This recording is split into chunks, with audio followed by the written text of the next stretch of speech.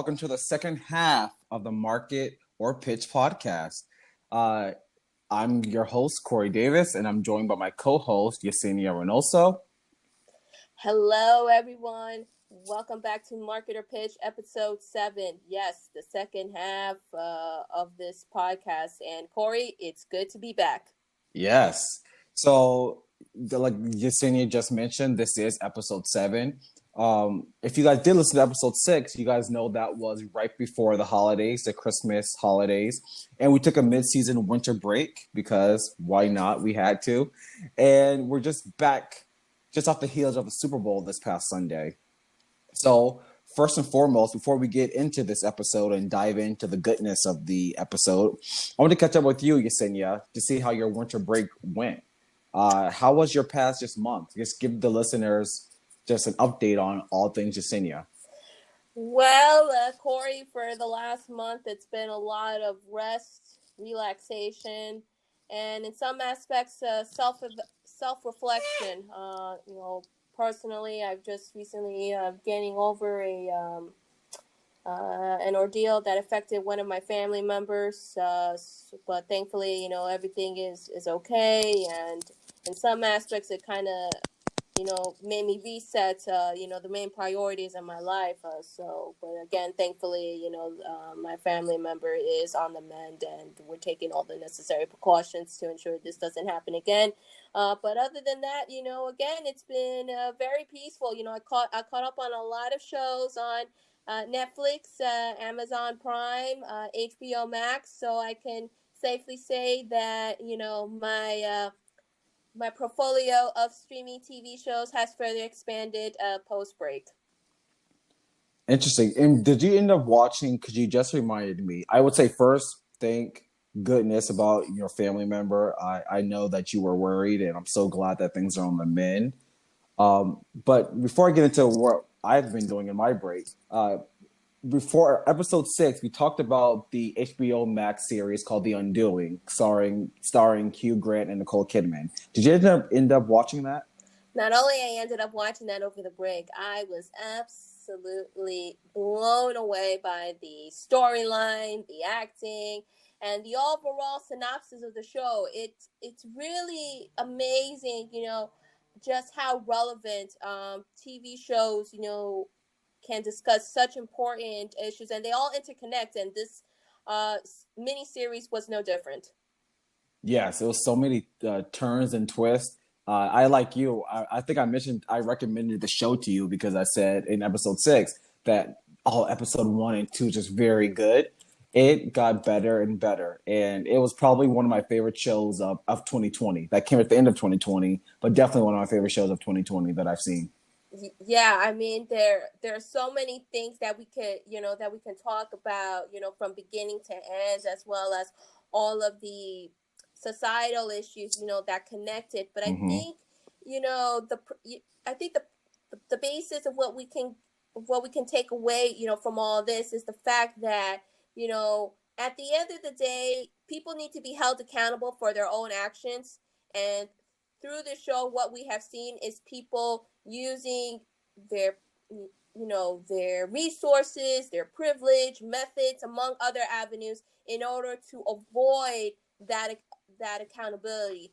And so I think it, in some lanes, we as a society need to realize, the importance of being held accountable to our own actions, because if people are getting away with these kinds of situations, as what we saw, on the Undoing, then people are going to continue to keep doing it again, especially those who are in powerful positions. Exactly. and areas of privilege. Yeah, I agree. Exactly. I think, again, we could really talk about the show more in depth, but obviously we only have we only have a certain amount of time constraints. But this this entire show should be talked about, in its entirety, at a future podcast episode, because again, there are so many connections that you can pinpoint, that can really, make for a time relevant conversation. It's actually good, some good content. I deep dive into the undoing. That's a podcast that I would want to be signed up for. Sign me up. Oh yeah, absolutely. I mean, who wouldn't want to talk about this? This miniseries. I have to give props to HBO. They really knocked it out of the park, as well as Nicole Kidman and Hugh Laurie with their actings, as well as the other supporting actors and actresses who were involved. In the show, and again, we could dedicate an entire episode to it, so we could really go into it. But overall, I highly recommend it. It's relevant for today's times. Hmm. Everything is just simply superb, from the acting, the storyline straight down. But it was definitely one of the better shows I saw this past year. Yep. And I just editors know I want to say it's Hugh Grant, not Hugh Laurie. They're both Oh, Hugh British. Grant.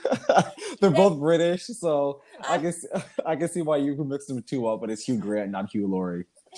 thank you, Corey, for correcting me, because in normal times I would have had like the proper set of actors and actresses embedded in my head correctly. Oh, they're So all just the Brits. Don't worry about it. yes, But thank you. but yeah, so just get into my break. My break was really good. So things in my life, work life has been very extremely busy over the past couple of months. So I took the time over the past month just to learn how to manage my work and life. Like because Q4 was just extremely busy, and I keep on saying that because surprisingly, everyone really knows, especially in our industry, the advertising and public relations industry, that when COVID hit almost a year ago, a lot of spending from brands and clients pretty much became non-existent or extremely reduced. So surprisingly, over the last 2 months, from the clients that I work on, which are a lot of CPG clients and tech clients and entertainment clients, that spend is actually returning, and spend levels have been almost as high as the 2019 levels, and definitely higher than 2020 levels. So I've just been dealing with just different clients as they increase spending. But I think in a later podcast we'll get into this, and we'll just discuss some breakdowns of why clients are spending more and why they feel confident that things are getting back to normal. So I had some time to just figure out where I need to work and where I need to take time for myself in life. And thanks to your recommendation, I'm going to start meditation that I hope to talk to you guys about soon enough on the podcast. But I definitely took some time over the last month just to dedicate to myself, which I'm thankful for. That's great to hear, Corey, and I'm so glad that you are entering into the world of meditation, because I recently started it over a month ago, and I can't even begin to tell you the ramifications of how it has helped me in a positive level. I feel much more relaxed, calm, at ease. But it also, again, refocuses my life, into a more holistic approach. And so I highly recommend it to everyone. It's always good to take a few minutes of your time to meditate, for whether it's from 2 to 10, or depends as to how many minutes you want. You really want to put the focus on yourself, and give yourself the opportunity, to breathe and take a moment. And that's where, meditation can come in handy, among other things. Yep, and I definitely think maybe on episode 8 or 9 we'll let Yesenia kind of just give her introduction at the end of the podcast to meditation, and then some simple tips that we can do to help meditate. So look for that later on in this season. Oh, I can't wait to give our fellow audience members some meditative pointers. So stay tuned for that. Same. So as you can probably guess from what the show is titled, this episode is dedicated to the Super Bowl. In this episode, we'll give our thoughts on the game, the performance, and the all important ads. So, this episode, we still have our usual format. If you aren't familiar, our usual format is we start with news headlines for the week that we saw that was very interesting. Then we move into my ad chat, and then finally, Yesenia's PR angle. We're doing the same thing this week, but we're just adding a little bit of Super Bowl twist to it. So instead of us giving perspectives on the news of the week from our industry, Yesenia and I would discuss what our favorite ads were. We also would discuss some of the big Super Bowl headlines coming out of the game this past Sunday. And then please stay tuned at the end of the show we're going to give some news on season 1 of the show and then what the rest of the season will look like. So with that, let's get into a Super Bowl themed show. Anything to add before we move into the news headlines, Yesenia? Well, I just want to quickly mention to our audience members, if you haven't gotten the chance to listen to our past 6 episodes of season 1, please log on to any of the podcasting mediums, Spotify, Apple, Google, Pandora, iHeartRadio, among others. Take the chance to look back as well as to comment, share, subscribe our podcast across your mediums. So please, we want to hear from you. So obviously this is episode 7, the Super Bowl extravaganza, as I like to call it. So if you want to comment on any Super Bowl related topics, as well as what we are going to be discussing on this episode, email us at marketerpitch@gmail.com. We want to hear from you. Yes. So our news headline segment, our first headline comes to us from CBS News, with the headline, and I will say CBS was actually the broadcaster of the game, Super Bowl, this past Sunday. In this article, they mentioned the all-important obvious. Tampa Bay Buccaneers routed the Kansas City Chiefs in Super Bowl 52, 31-9, excuse me. In the article, they said that Tampa Bay defense stifled Patrick Mahomes and the Kansas City Chiefs all night, and the Buccaneers earned a decisive 31-9 victory in the Super Bowl. Tom Brady, who already held the record for most Super Bowl wins by any player, has now won his 7th championship. Definitely the GOAT. I can't believe I'm saying that, but definitely the GOAT. What's your thoughts, Yesenia, on the game, just overall, the performance of the game? What do you think? Should we even be surprised at the end result? I mean, I was hoping, I was actually hoping for the game to be close because obviously, you know, we all know Tom Brady. He's definitely the GOAT, one of the greatest athletes of all time, whether you love him or hate him. And then you got Patrick Mahomes, who is a rising star in his own right and can very well take the mantle, being one of the greatest quarterbacks in the NFL and probably one of the greatest athletes in all of sports. So I was really hoping for that big goat versus little goat. Obviously, we all know that how powerful the Kansas City Chiefs are. But you have to give the Tampa Bay Buccaneers credit. You know, they really came in with a game plan and they executed to perfection. I definitely feel that the MVP, even though it went to Brady, in reality should have been shared between the Tampa Bay defense as well as the offensive and defensive coordinators for the Buccaneers, because boy, they've really put out a perfect offensive and defensive game plan, I should say, you know, to stop Patrick Mahomes and the Chiefs from its tracks. Yes. And actually, I would say the MVP in my mind, I kind of agree with you. Even though I went to Tom Brady, it should not have been Tom Brady. It should be the front office of the Tampa Bay Buccaneers, because look at last night's game. The people who scored for Tampa Bay were Tom Brady, Gronk, AB, Antonio Brown, and Leonard Fournette. All 4 players were not with the Tampa Bay Buccaneers last year. These are all the only players to score are all brand new players. So that front office really should deserve a medal. They bought themselves a Super Bowl this year, and to me, that's insane. It's really good job for the front office, and this team is a superstar team who won the Super Bowl. Well, Tampa Bay is in win now mode, so they kind of figured that they wanted to win a Super Bowl now, and they made the necessary moves they needed to make. But I think it's also kind of intriguing to notify our viewers that, you know, Tampa Bay became the first ever team to both play and win the Super Bowl in their own home stadium. That is unbelievable, yes. To say the least. And on top of that, the Kansas City Chiefs, who we all know is very much a high-powered offense, did not even score a touchdown the entire game. They the Tampa Bay Bucks held them to only just 9 measly points. So again, that tells you the game plan that the Bucks had in place. Yes, and to me, that was probably the most surprising element coming out of the game. was because I think we all deep down inside we know Tom Brady is a GOAT, and we thought that the Bucks would edge a win out. Key word what I just said is edge. I had no idea, and I did not believe that this would be a blowout. And there's just no room for Patrick Mahomes. There's no receiver for him to throw to. The Bucks defense were all over every receiver. They did a great job of just really limiting Patrick Mahomes' playing ability. And I just give it, I just hands down, I'm speechless. The Bucks came in there and they did a great job and won. Well, you got to give credit, to the Bucks. They executed, a perfect game plan.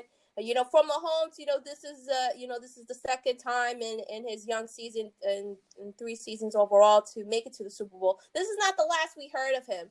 There is no doubt about it. We're going to see him again, as well as the Chiefs. They're going to be in plenty of Super Bowls. Definitely. He's going to have plenty of, opportunities to win multiple Super Bowls. It's just that for this one in particular, it just didn't work out. You knew that the Chiefs were playing at such a high level that eventually they were going to have one of those really bad games. And unfortunately, it came back to bite them, in their butt at the biggest and most important game possible. So to all those Chief fans, yes, it's disappointing. Cry, be angry and frustrated. It happens. But know that your team is definitely going to be, in the discussions and as well as in play every single year for the chance to go to the Super Bowl and win. They got a superstar quarterback in Mahomes. They got, an excellent, offensive and defensive line. And that's someone who, unfortunately, does not know her football very well, but at least knows the basics. But they're going to be back. They're going to have they'll have the opportunity to build a dynasty in their own right. But right now it's just one bad game. And hopefully they learn from this experience and come back even stronger next year. Yes. So just moving on, our second headline comes to us from Variety with the headline, "The Weekend Wows with Hit-Filled Super Bowl Halftime Show." In the article, Variety says the Super Bowl halftime show is the biggest stage on earth, as we all know, and The Weeknd made the most of his 12 odd minutes on Sunday night, delivering a tightly choreographed, dazzling set that not only lived up to some of the most iconic performances of the past, it also touched on songs and images from all across his decade-long career. And he did so under strict pandemic restrictions. Before a stadium that was only a tenth full, and it's coming out of his performance, it was reported that he spent $7 million of his own money on that Super Bowl performance. And that's after the NFL gave him a $10 million on the performance. So what's your thoughts on the Weeknd performance? Are you a Weeknd fan? And second, did you like the performance last night? Weeknd fan, more or less. I do have a couple of songs, on my iTunes. So he is a pretty good artist in his own right. Fan, I'm between have and have not. But overall, in terms of the performance itself, it was solid. It was good, not great. He did put out a medley of hits, which was really great. I thought, there were a couple of areas where they were definitely meme worthy, like the time when he went through the the gold the fun house light. or exactly the mirrors. Fun house. Yep, exactly. And then at the very end, where all of the dancers were like with the bandages and obviously the Weeknd. As he has explained, he has a character for his 4th studio album. So they were all dressed like in the red blazer, the black, the black outfit. And then they were marching on the field.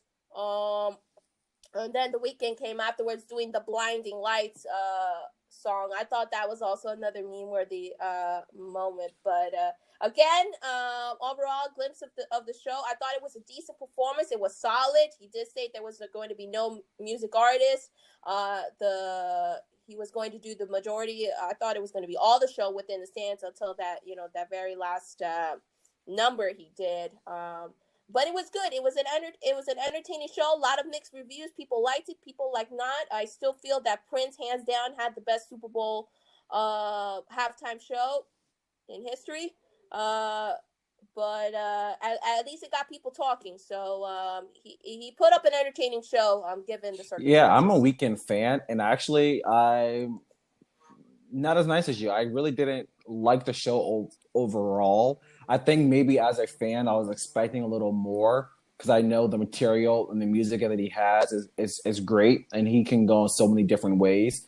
And I felt like something was just missing. It felt like he was 75% there, and that extra 25% was just missing from the show. First, Mm. I think I couldn't really hear him. I definitely think his mic needed to be turned up. He's Yeah, not a loud singer. Obviously, he's not a singer that was just, can shout and scream. So yeah, his mic should have been turned up so you can hear him. But then also, I definitely think the Super Bowl, it's unless you're Prince, and this is maybe me being biased, but unless you're Prince or you're Bruce Springsteen or you are an iconic artist like Michael Jackson, I definitely think you need a special guest. I definitely think unless you're one of those artists who have 20 plus years in the industry that can go through 6, 7, 8, 9 albums of hits, uh, if you don't have that, which The Weeknd isn't, he's only 10 years into his career. He definitely should have had a guest. At the very least, Daft Punk, who created some of his biggest hits early on, should have been included in that. But I definitely think a special guest was missing, and it ended abruptly to me. I feel like the show really got into the mode, and I really got into it from the last song, "Blinding Lights," when the dancers with the bandages and the suits came out, and it just ended. And I'm like, oh, that's it. Yeah, I thought it would be something more, another track from the album. So I didn't like that, but as a Weekend fan, I can still know if I go see him in concert, he has 2 hours to play around with, and I know it will make more sense this kind of production over 2 hours and not 12 minutes.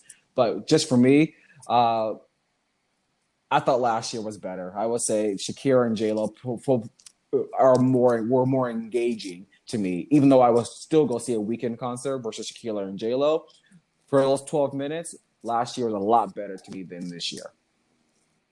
there were definitely a lot more performances that I felt was better than the weekends. Again, I think it was more in the middle, good but not great. Obviously, it kind of reminds me of Justin Timberlake because I'm a huge JT fan. When he performed in the Super Bowl a couple of years ago, I felt like I wish there was something more he could have given in terms of performance, but it was but he did do enough, like kind of give everybody like a sneak peek of what a typical JT show is, that he mixed in some elements here and there, that it was just enough. Obviously, last year's performance with J Lo and Shakira was very high energy, lot of dancing, the passion, the intensity. Obviously, we're Latinos, and we, and it's showcase, the that we are very much a very passionate bunch.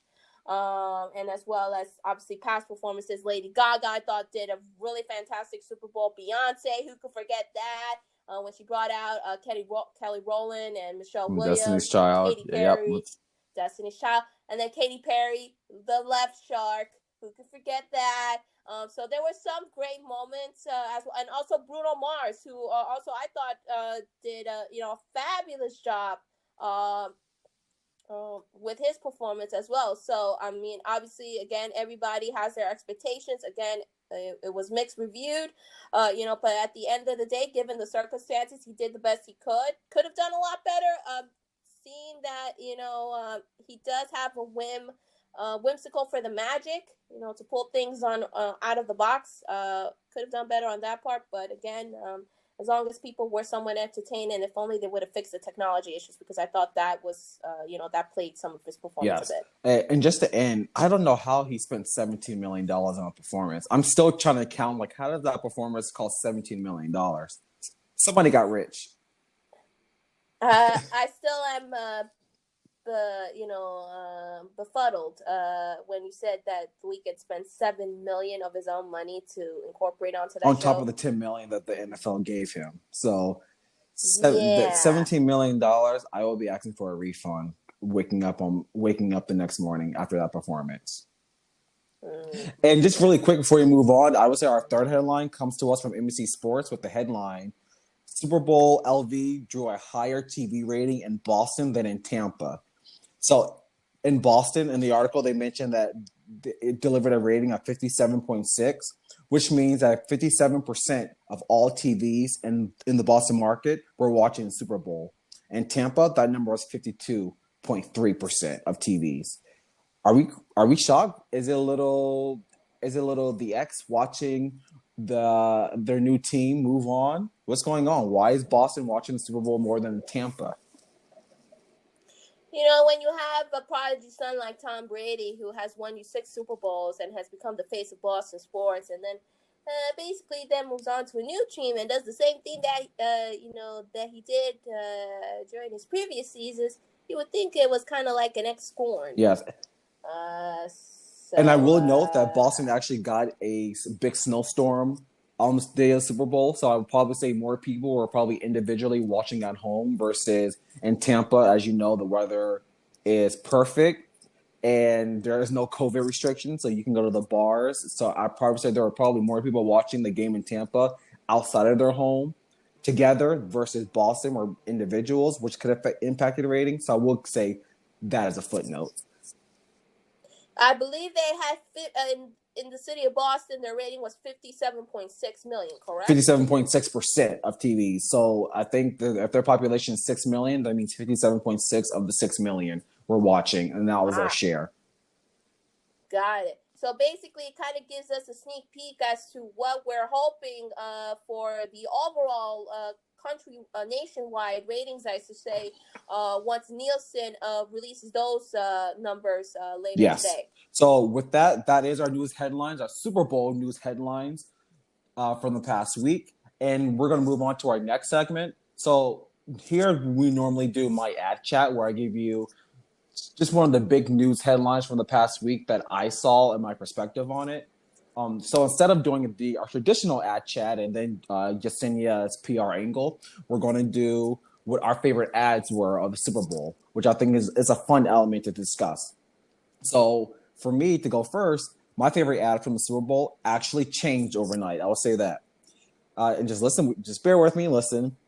So if you would have asked me what my favorite ad was during the Super Bowl, I easily would have said the Jeep ad that featured the boss, Bruce Springsteen, narrating and starring in this ad. So in the commercial from Jeep, it was called The Middle. It features a church in Lebanon, Kansas, which is the geographic center of the United States of America. In the ad, Bruce narrates that this country is divided: red versus blue, Democrat versus Republican, black versus white, and we need to get to the middle. It doesn't take a genius to figure out this country is deeply divided. So this ad celebrates the middle and said we as a country can move forward together by coming to the middle. So initially after watching this ad, I felt warm, I felt good, had butterflies in my stomach. I was rah, rah, go USA. I felt that as an American, I can see how polarizing things have been, especially in 2020 with the Black Lives Matter protests over the summer after George Floyd was killed, the COVID protests of people saying anti-maskers and wearing a mask, the election, and just the recent insurrection at the Capitol back in January. The ideal need to come to the middle sounds very good, and it sounds something that, man, wouldn't this world be perfect if we come to the middle? Thank you, Jeep. But as time went on and I started thinking further about the ad and getting more depressed as Tom Brady was killing it on the field, the ad began to turn me off. The issues in this country are bigger than just coming to the middle. Jeep created a tone-deaf ad that I know behind the scenes they thought will pull out America's heartstrings and have everyone applauding, clapping, and awarding them the ad of the century. I would ask Jeep, after that ad, what does the middle look like to them? Does the middle of the COVID protest means that we should only wear masks half the time to appease the anti-maskers?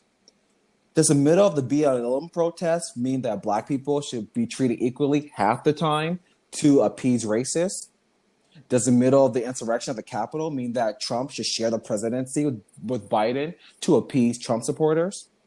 Of course, Jeep does not answer this because in these times, we are finding that the middle is just an illusion for saying that you don't want to deal with these issues and you don't want to talk about them. I also find it strange that in the ad, there were no humans or Americans shown, but only cars and city landscapes. So if they really wanted people to come together you would think you would show, actual people on both sides. So after all of that, the ad went from my favorite to probably one of my most hated ads in the span of 2 hours. So I actually will apologize, even though this is supposed to be what's our favorite ad. This turned into my most hated ad, but it started out as my favorite ad, so I will say that. So Yesenia, I want to get your thoughts on this, but I guess if I had to choose a favorite ad, it would just be the Uber Eats ad because Cardi B does no wrong in my eyes, and she was funny. But what did you think of this Jeep ad? Well, upon looking at it at first, I also felt that it had a very inspirational message about uniting Americans, bringing everybody together, especially at very much at a polarized time. Having Bruce Springsteen there to represent that middle at the very beginning, I thought resonated. But then as you look further into it, then you start seeing some discrepancies in terms as to what, like you said yourself, what exactly does that middle mean.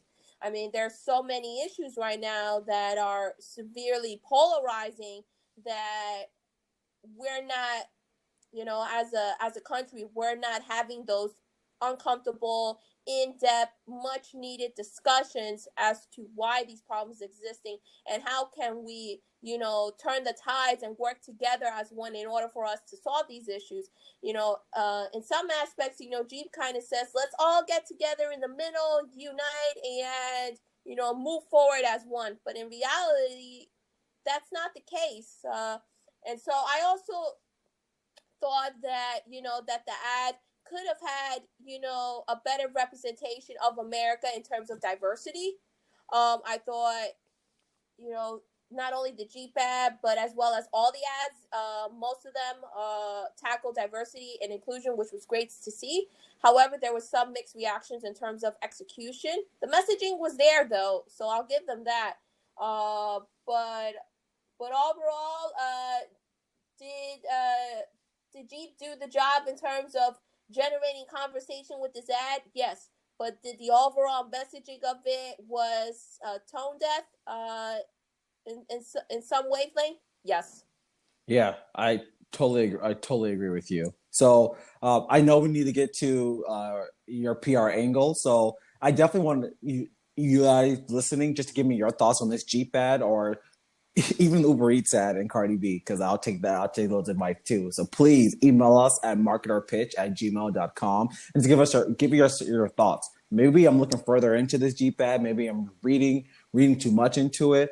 But it was just one thing that really just still sticking with me that in a span of 2 hours, I went from loving it to hating it and finding it very problematic in my opinion. So with that, that is my ad chat. And now we move on to Yesenia's PR angle.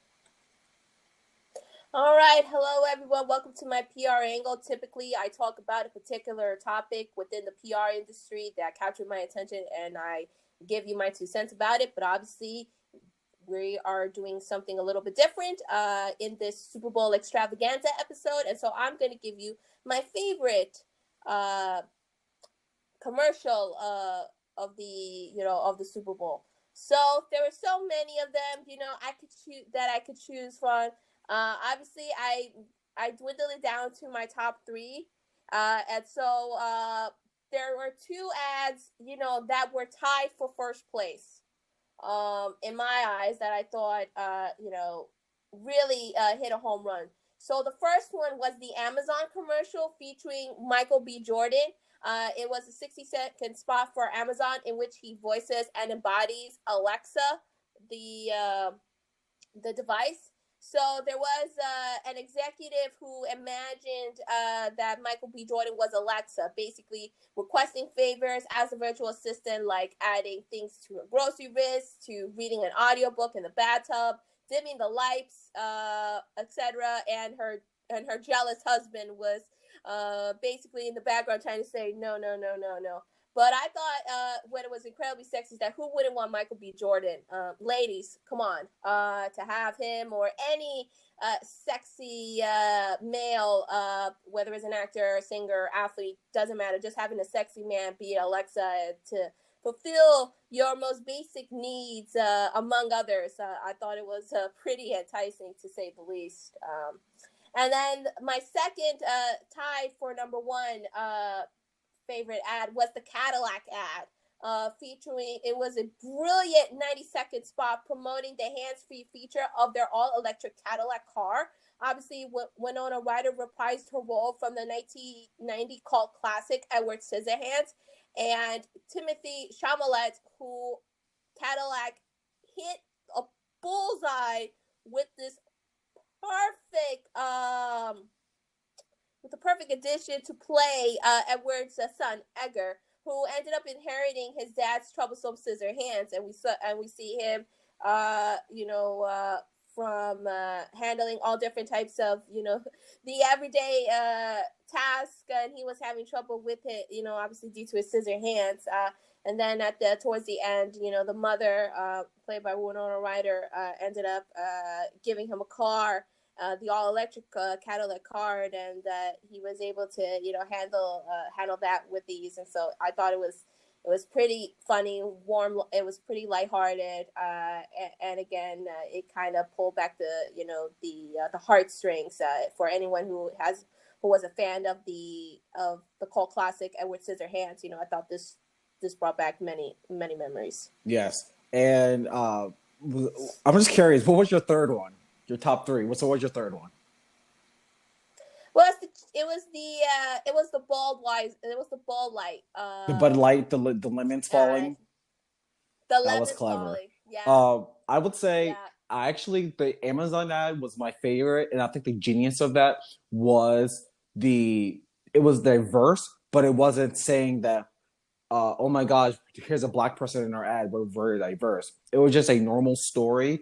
Just like you can do that story with the executive. Imagine Michael B. Jordan. You can have Michael B. Jordan be Matthew McConaughey, and it being a white family. It's the same dialogue, but just a different format. But the fact that they had an all-black cast, from the husband to the wife to Michael B. Jordan to even their friends, in a national Amazon ad, to me, was very smartly done by Amazon. So that, just the genius of that, of the creators of that ad, to me was perfect. Yeah, and again, I reiterated the importance that we saw a lot of diversity and inclusion ads spread across the Super Bowl. This was no different. So it was great to see companies, big or small, really tackle the issue, again, with mixed results though, but it's a conversation starter, and and again, it's definitely something to build on. So with that is the end of Yesenia's PR angle. So please, if you have thoughts on her PR angle, if you agree with her favorites, or if you think those were the worst ones, please just email us at marketorpitch@gmail.com and give us your thoughts. So we've come to the end of our super themed and super long Super Bowl marketer pitch episode. Do you have any last thoughts on the Super Bowl, or just anything about this episode, Yesenia? Another Super Bowl has passed. This one, it was a little bit different than in years past. Kind of felt it again. The game was a blowout. The only thing that I request is that for Tom Brady, congrats on winning your 7th ring, as always. But the fact of the matter is that the man should retire already. I think he has already done so much for his legacy as is. I don't know what else can he accomplish. He has the health, body, legacy, the whole it correlates. Please retire. Giselle, your Tom's wife, please do your job and convince your husband to hang up his cleats and to spend more time with you, the kids, the rest of the family. He deserves to finally ride off on those sunsets so that other teams can have the chance to go to the Super Bowl. That's no fun. As someone who's not a fan of Tom Brady, I want him to continue to almost be like how Michael Jordan was when he went to the Washington Wizards. I want to see Tom Brady for a couple of seasons as mediocre, not leaving on a high note. I want to leave on a low note, but I'm crazy. Yeah, but other than that, very much looking forward to seeing what next year is going to hold. NBC, I believe, will be handling the broadcast next year. And it's baseball season, so I could not be any more excited about so that comes to the end of episode 7 of Marketer Pitch podcast. As I mentioned in the beginning of the episode, that we do have some news of the season. Yesenia and I just wanted to announce that season 1 of the Marketer Pitch podcast will come to the end at the end of episode 12. This will be 12 episodes of season 1. And I say season 1 because we are expected to come back for season 2 at a later date that we'll share. But this is episode 7 of 12 of season 1. So this one give you that tidbit. Any thoughts to add to that, Yesenia, before we let everyone go? No, and we just want to say to our fans, we want to put the best, top-notch, high-quality product imaginable. And we just felt that in order to keep, our fans, interested, and as well as giving us the opportunity to continue focusing and reinventing the show in such a unique vantage point, we just felt that going through a season-based schedule is the best approach. And so as you mentioned, Corey, this is episode 7 of 12 episodes for season number 1, and we will definitely be back for season number 2 later this year. We're going to offer more of those details as we get closer to the date. And to wrap it up, Corey, for everyone, if you want to catch up on episode 7, the previous ones that we have available across podcasting mediums, please do so. And don't hesitate to reach out to us via email at marketerpitch@gmail.com. We definitely want to hear from you. Like, share, comment, subscribe. And again, we're very much looking forward to putting up fantastic content for the remainder of the season. That's excellent. And thanks for giving that. And with that, that is the end of episode 7. Thanks everyone for listening, and hope everyone continues to mask up, be safe, and have a great week. Goodbye. Thanks everyone. Till episode 8. Bye.